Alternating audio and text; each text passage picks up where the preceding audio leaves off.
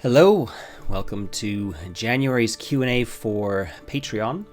I haven't done a Q&A in several months because there have been no questions coming in, and this month I've got seven comments anyway for me to talk around. So I'll try and rattle through them as quickly as I can, but obviously I do want to give each of them the time they deserve. So without any further ado, I will be jumping straight in. So first question comes from Zach Burr, who writes, do you mind questions about Mud and Blood?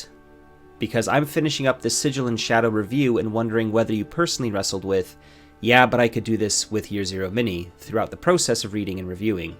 I certainly had similar thoughts when listening.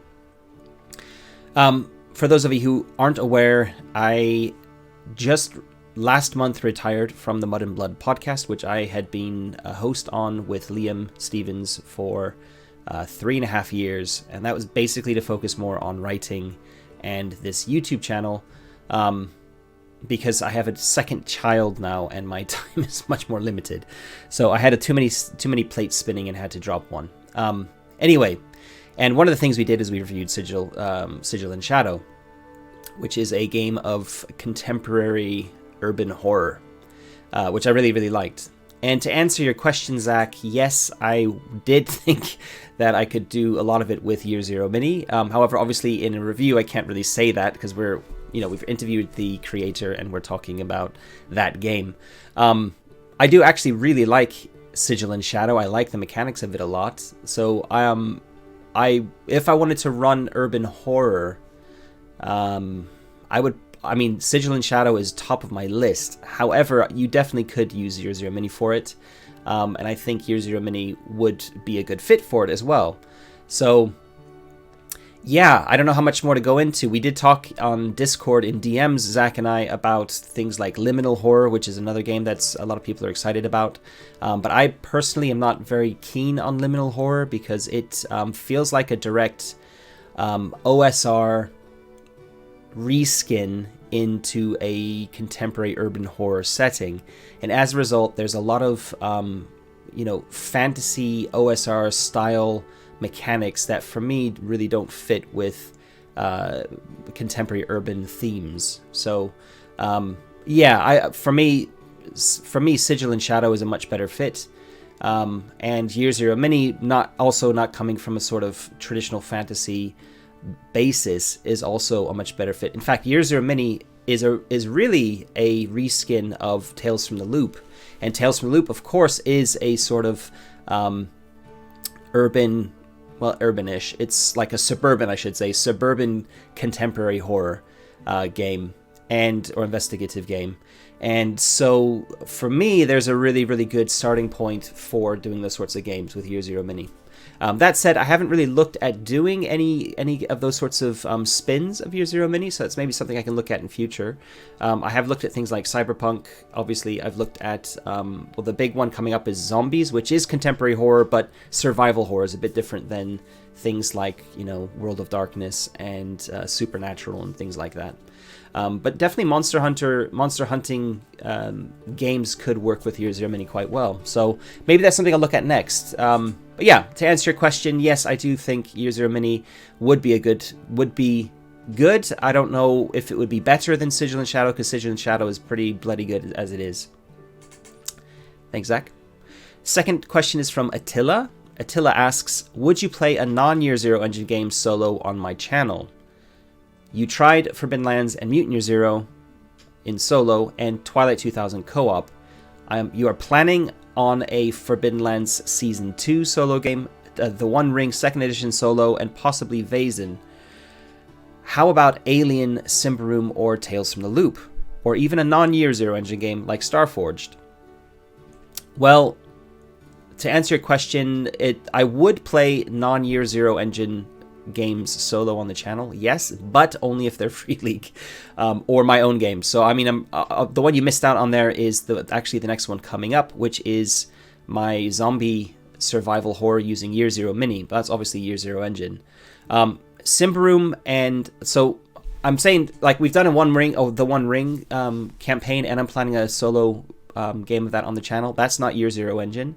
Simbroom I would run, potentially. I probably won't run Simbroom solo just because, for various reasons, I'm not super drawn to it necessarily. There are lots of other solo games I would rather work with. But who knows, maybe I'll do a Simbroom game too. So yes, I would do other games as long as they're by Free League. Starforged I won't be running. At least as far as I can see things now with how the channel is set up, I don't see myself running a Starforged game. Although Starforged is absolutely awesome and you should definitely check it out. Third question is also from Attila. After leaving Mud and Blood and concentrating on your writing and your own projects, where do you see yourself in 1 year's time? Well, I don't want to do too many announcements about it, but I have started talking about it in a few places. Next year, I plan on crowdfunding a new project that I've started working on, which is a collaborative project with 4 other people called Stiletto. I'll talk about this in future videos and dev diaries and things, but effectively this is an amalgamation of my Gangs of Marienburg campaign idea plus the Pitchfork offshoot that I was planning, which I was planning on running like an urban version of Pitchfork, and my Wolfrup hack that I've always wanted to do, kind of all have coalesced into this one game. And it will be a full standalone game using its own mechanics, it'll have its own setting, and it'll have a campaign built into it. It'll be urban sandbox, and it will be a human-centric fantasy original setting, loosely based on the Italian wars, that period of history. So, you know, when Venice and Florence and all the various things were happening in Italy in the kind of the Renaissance. Also looking at big fictitious cities for inspiration, like Marienburg, but also places like Ankh-Morpork from the Discworld series and Camorra from the Gentleman Bastards series, things like that. Also Lankmar, etc. The game will be set in one big city, and you are basically kind of scoundrels running around in it. So we started work on that. We've done some big brainstorming sessions together, and it's looking pretty amazing, actually. So very, very excited about this game. I can't really talk too much more about it because we've only just had our first sort of meetings around it. We're going to be having some mechanics discussions in a couple of weeks. And once things have started coalescing a little bit more, I'll start really plugging that game. But the idea is to get it finished this year and early next year, probably January of next year, to take it to crowdfunding, to like basically fund a print copy of the game, a Kickstarter only print run. So that'd be an offset print run. And then it will be going up on DriveThruRPG with print on demand. So if people want to buy print on demand copies of it, they can do that as well. So that's in a year's time. I expect the channel I kind of hope the channel will continue to grow, the YouTube channel. I'm currently at around 1,400 subscribers, and I would love to double that number, get it up to 3,000 this year if possible. But, you know, I'm not purely focusing on YouTube. I'm also doing a lot of writing projects. I also have a couple other writing projects in the wings that I would like to finish this year. I would like Pitchfork to get out to a beta state this year. I'd like to do some updates to Year Zero Mini. I'd like to get some spins of Year Zero Mini out in the world as well, and really promote Year Zero Mini. So, yeah, it's just a lot of stuff I've got on my plate at the moment. The kind of the first quarter of this year is really going to be creatively taken up with finishing off commissions, like my Vaesen commission. I'm doing the solo rules for Vaesen. Also, I have additional revisions for the other Free League official commissions I've got to basically work on when they drop in my lap. So yeah, we'll see. The exciting thing about this collaborative project is that it's not just me working on it. I'm project managing, I'm the creative lead, and I will be doing a lot of the writing and like decision making and stuff. But there are other people who are also who will be helping with writing and things as well. So that actually means that things can progress a lot quicker than if I'm doing everything myself. And as a result, I have every confidence that we're going to have a working product in a like reasonable and sane amount of time. But we'll see. We'll see. It's also a new experiment for me because I've never worked in a collaborative team like this. Although it is going really well at the moment. Okay, fourth question. As a new chapter starts in your RPG life, are you planning to add different Patreon tiers or to reshuffle my goals? I have, actually. This question was asked 3 weeks ago when I only had one Patreon tier. I have since reshuffled, and I made that decision, kind of umming and ahhing about it for a few months anyway, and did decide to create an additional higher tier to allow just basically a few more extra perks to Patreons at a higher tier. So really a lot of the core stuff for people who just want to support me is there at the $2 level, but at the $5 level you get a little bit more, effectively like live stream invites. It's kind of the big draw, I think, for a lot of people. But also, you know, like a snazzy golden Discord roll color and that sort of thing. Goals, I have reshuffled the goals ever so slightly, but I'm still thinking about how I want to handle that. I might be doing some more goal reshuffling. So if anybody does have any ideas for Patreon goals, I'd love to hear input on them. In fact, I might release a Patreon post about that, inviting comments, so keep an eye out for that. Okay, fifth question. It's actually more of a comment from JP. As a complete newbie to Foundry Virtual Tabletop and finding it a struggle compared to Roll20, I'm looking forward to the Foundry sessions. So I did announce in the post that these comments were coming on that there were going to be some Foundry tutorials coming. At the moment, I don't have time to record them, but they are definitely on the list of things I want to do. So they will be coming. I just don't know exactly when. So yeah. We'll see. And depending on how well received they are, I may be doing more of them in the future as well, like expanding a bit more in terms of like different aspects of Foundry to look at. Next question is also from JP, or comment is also from JP. Is there scope for showing how you prep your games? I know Forbidden Lands Dungeon Master's Guide says 30 minutes should be enough. That's for Forbidden Lands specifically. I could show how I prep my games. I could do some videos on that. I guess for solo, solo there isn't much prep for other than at the very beginning. It's just sitting down and running it.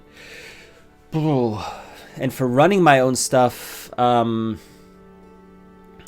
I'm not running a lot of stuff at the moment. I'm in a Mutineer Zero campaign that just started as a player, so I'm not doing any prep there. I do have a home group, which is actually just one person, so it's me running one person through a to-be-decided thing. It's probably going to be Year Zero Mini spun as Warhammer Fantasy Roleplay, and then running some official published Woofrup stuff. That'll be at the table, so it won't really be kind of hard to show my prep for that. But I could do some general GM videos talking about my prep. There are a lot of good videos out there, and the Mud and Blood podcast, which obviously I was a part of earlier, we did do quite a few podcast episodes on prep, specifically around sandbox campaign prep. So I'd recommend going back and listening to some of them. But there's scope maybe to do some videos. I just feel personally that there is a lot of content out there for GM prep, both on YouTube and in podcasts, and it doesn't feel to me like I'm adding a lot by discussing it, my own methods, when there already is such good amount of content out there. So things like the Alexandrian blog has a lot of good advice. I know not everybody subscribes to it, but there is some good advice on there that I take on board myself. There's lots of books out there as well. So like the Lazy Dungeon Master book, for example, some of the content from that I've kind of taken on board. Anyway, maybe it's something I can talk about, like how I do my GM prep, generally speaking. Obviously, if I'm using Foundry, it's a bit different to doing it in person, because Foundry just requires a bit of extra time to manage uploading and tying assets to things and all that kind of stuff.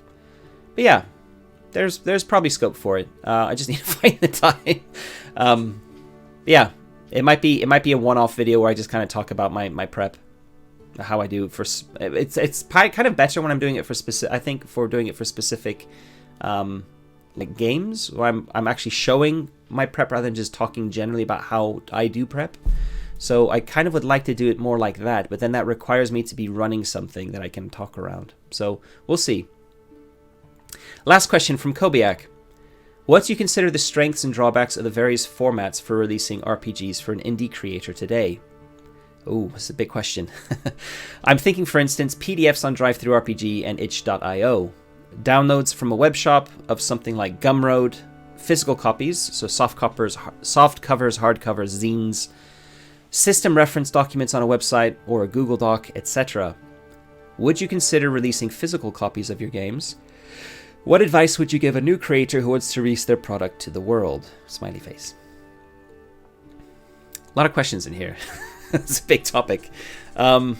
Yeah, so thanks for the question. This is a good one, and something I've been thinking a lot about myself. Now, I'm in a kind of a weird position here in Germany that the rules for having a business and selling content is a little bit more onerous than in other places, mainly because of how VAT is treated. And if I'm selling, physical products to people in other countries, then there's a thing to do with like export laws as well, depending on where I'm shipping them from.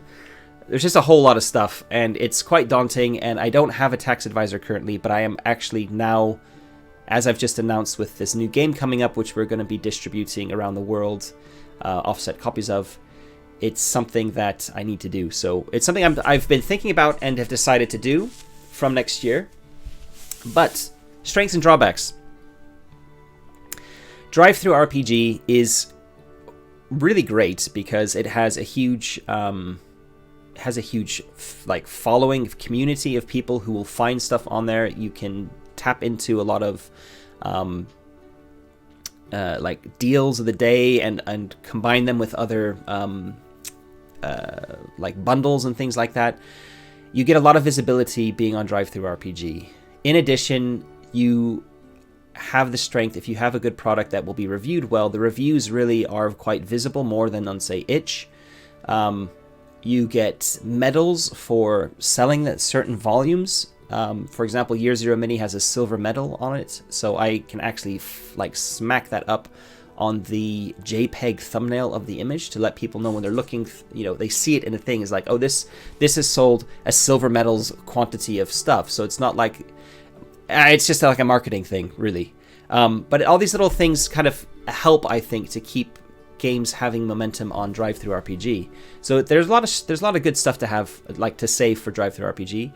The downsides to it are that they take a fairly big cut. They take 30% of your profits if you agree to only sell on their platform. Otherwise, they take 35%. The interface is horrible. It's Internet 1.0 very much. They have been talking for a long time, I think over a year, about giving it a facelift, but the previews that I've looked at, I've never been a big fan of. It looks quite different. Some of the functionality that I've kind of gotten used to appears to have been either gone or it's hidden somehow, or it's not been easy to figure out how it's working. So that's mostly for the front end side, though. For the back end, when you're working on it, it's a little bit annoying to use. And I've heard from people, I haven't done any print on demand myself on DriveThru, but I've heard from people that it's quite a pain to use their tools for doing print on demand.